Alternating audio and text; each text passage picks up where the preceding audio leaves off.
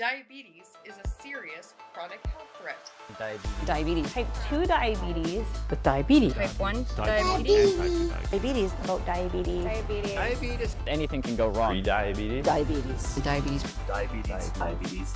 It's amazing how much everything affects your blood sugar.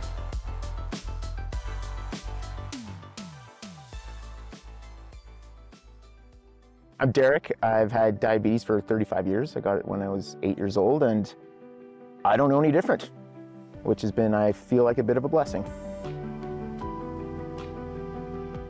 I don't have anything to refer to and be like, oh, I'm missing this, or this is what it's really like, because at such a young age, when I got it at 8 years old, who remembers before they were 8, right? It was a challenge at first, well, probably more for my parents than for myself. I remember the first couple years was, I didn't understand it. I didn't understand why it happened to me. I still don't understand why it happened to me, but it's just kind of the way it went. And yeah, it came with a lot of challenges. Like I said, more from my parents, I think. Just learning what to do. And I was chatting with my dad a couple years ago about it, and he was like, okay, this is it. We're gonna be the best at this. It's not gonna stop us from doing anything. And I'm fairly certain that that attitude from my parents has given me the success up to today. Knowing that I can do anything, nothing's stopping me.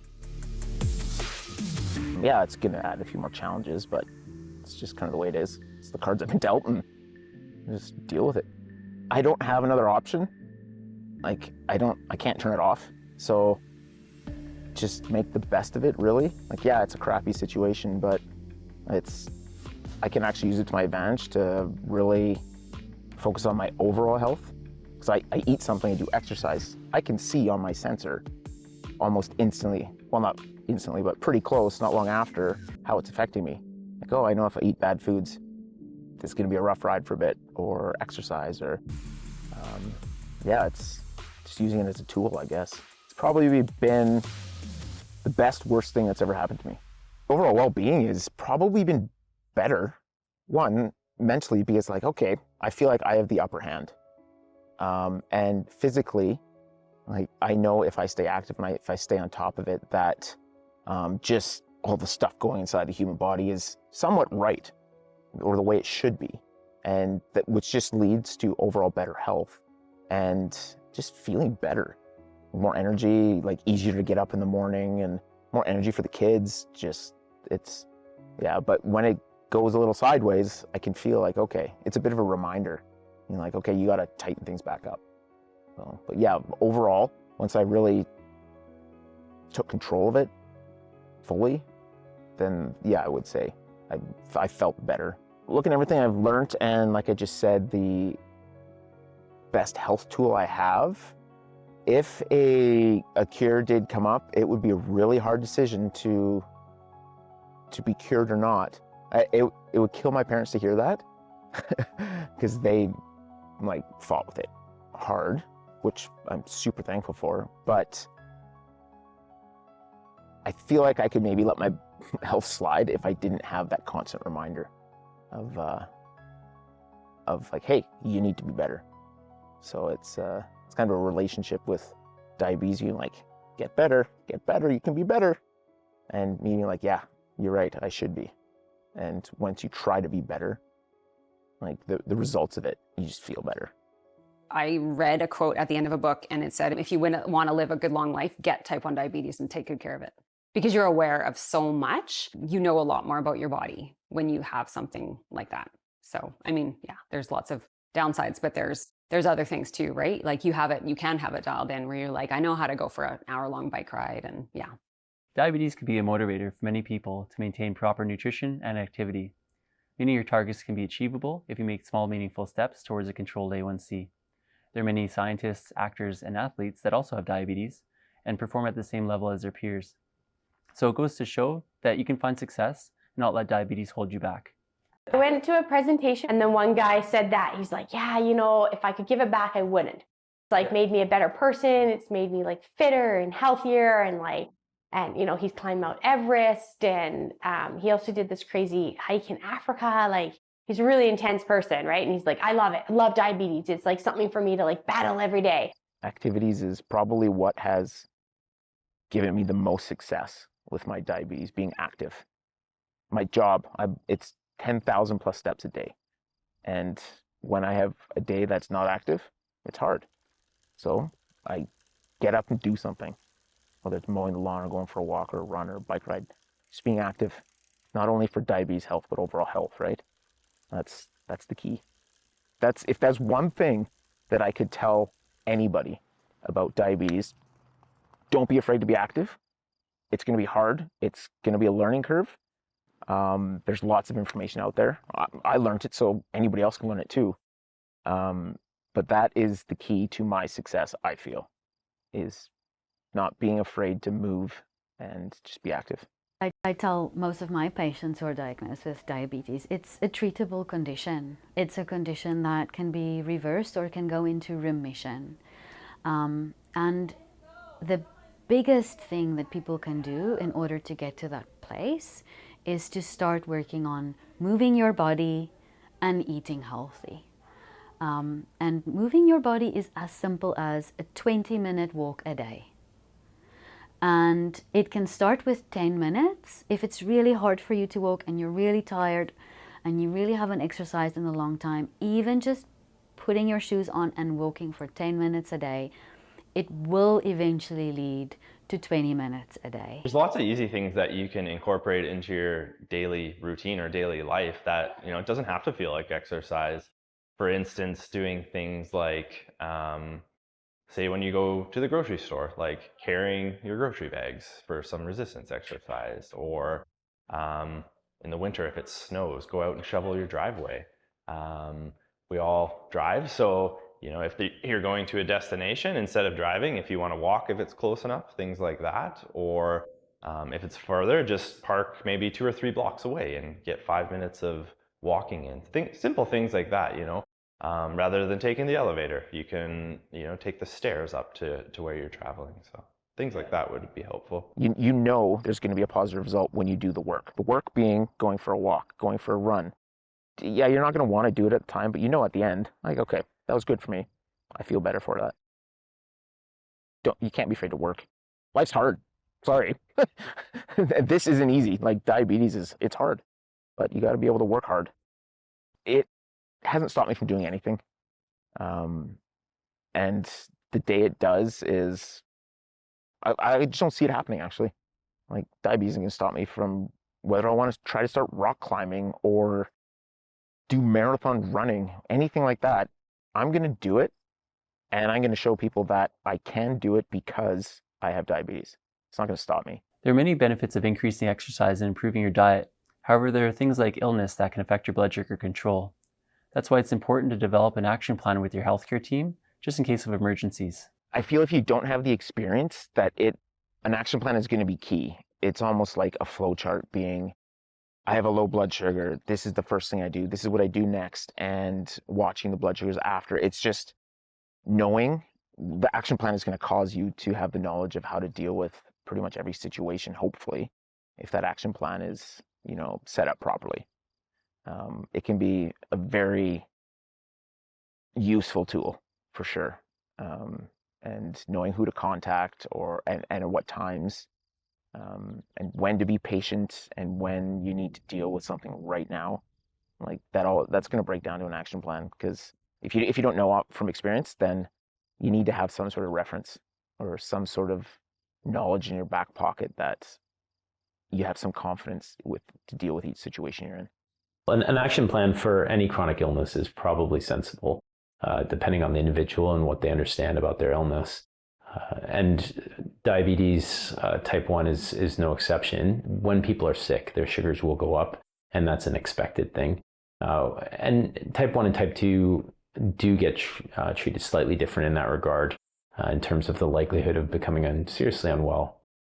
But they both should have a discussion with the diabetic team specialists or even your family doctor, if you have one, or nurse practitioner, to discuss what kind of things you do in these predictable events. And I do think they're essential.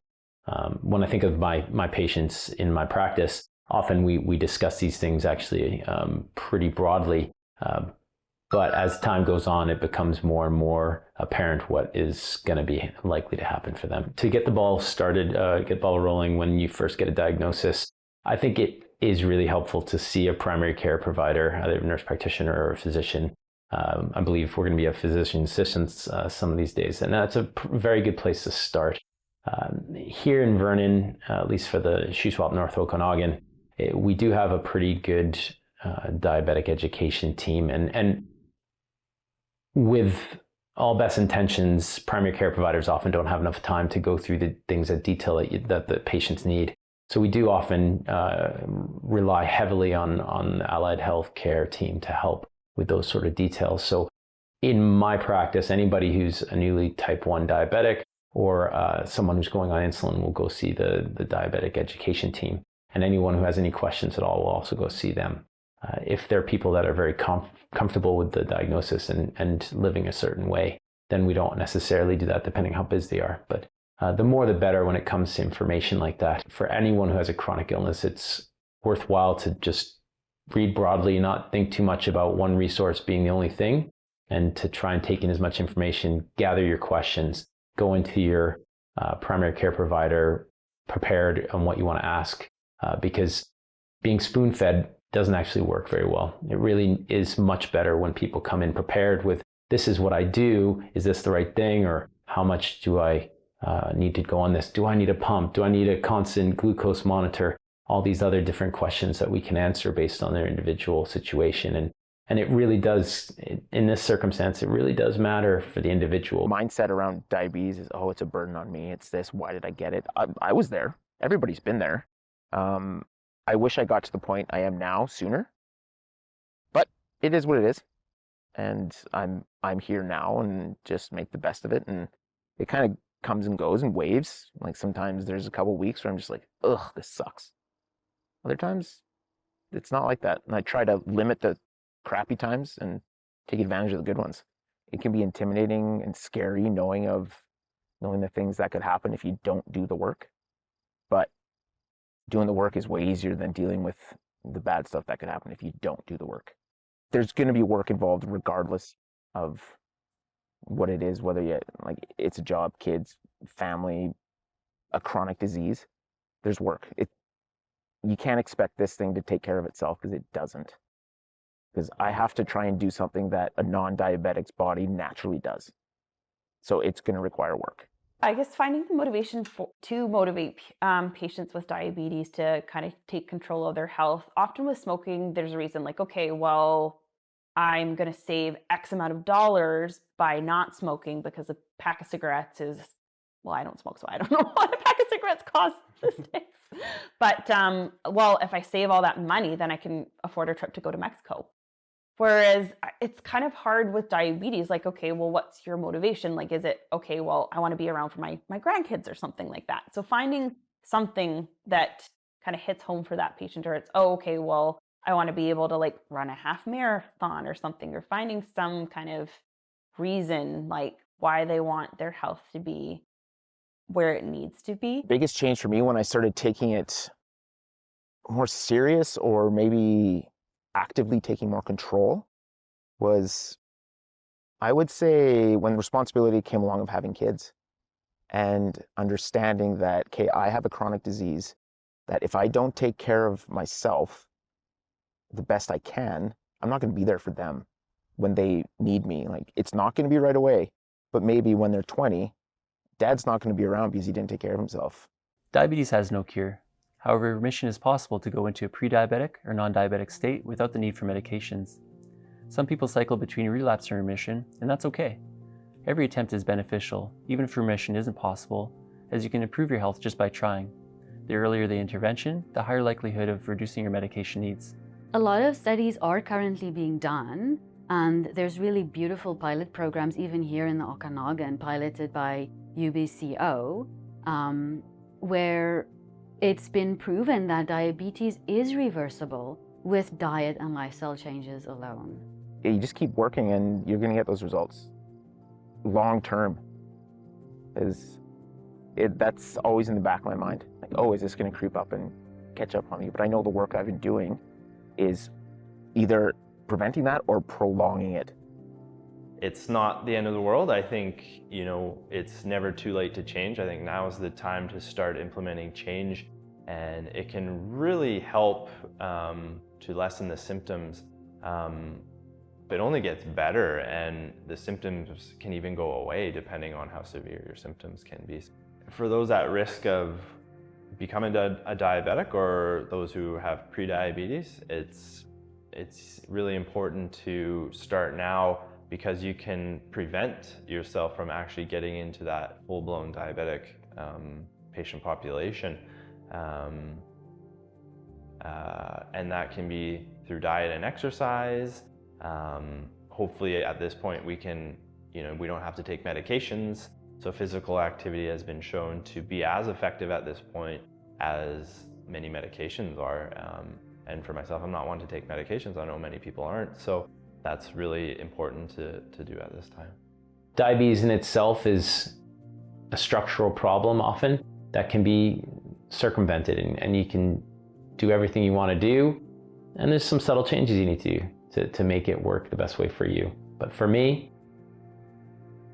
of all the diagnoses you can get, it's not a terrible one if you can live in a way that makes you happy and you can control your illness. It's been a journey for sure, but it's given myself a lot of confidence knowing that, like, it's pretty much one of the hardest things I feel like a person has to deal with.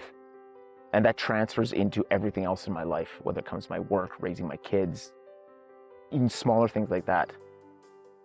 Diabetes can be a confidence builder. When you figure out what works for you or what doesn't, and you use that to your advantage, it can be an odd gift to have. Like I said, it's the best, worst thing that's ever happened to me. And I use it as a tool, and anybody can use it as a tool to make themselves healthier and mentally stronger. It's been hard for sure, and it's gonna be hard. There's gonna be hard times, but when you gain the experience and know how to deal with those hard times, it just gets better, because you get the knowledge, you get the experience, you get the confidence that I know how to deal with this. I can put all my knowledge of each little individual situation, put it to this one situation, and just take advantage of it. There's so many resources out there, being so many professionals, people with diabetes that can help. Don't be afraid to ask for it, because that's what gets you to where you want to be. It might seem like it's the end all be all, like it might seem that way right at the beginning, but it isn't. It doesn't have to be. It gets better, it gets easier. The more knowledge you have, the more experiences you have, you can do anything. And you can actually be healthier for it. I would say 100%. It's made me stronger, it's made me more confident, it's made me healthier. I would say I've been very successful with diabetes, and anybody can. I absolutely consider myself living well with diabetes. I'm living well with diabetes, I am. I am living quite well with diabetes. Yeah, as a mom of 2 with gestational diabetes, I was living well. I'd say I'm living well. Thanks for watching our series on living well with diabetes. As you can see, diabetes can affect all ages, nationalities, and fitness levels, but it can be managed effectively, allowing for a full life. This requires some effort and lifestyle changes, but it's well worth it to avoid serious health issues. Building a supportive community and focusing on mental health is just as important as physical health. Make small, sustainable changes and set SMART goals to improve your health. There are many resources available to help you thrive. Whether you have diabetes or not, these health tips are beneficial for everyone. I hope that you've learned from everybody's experiences and expertise shared throughout this series, and understand that living well with diabetes is possible for anyone.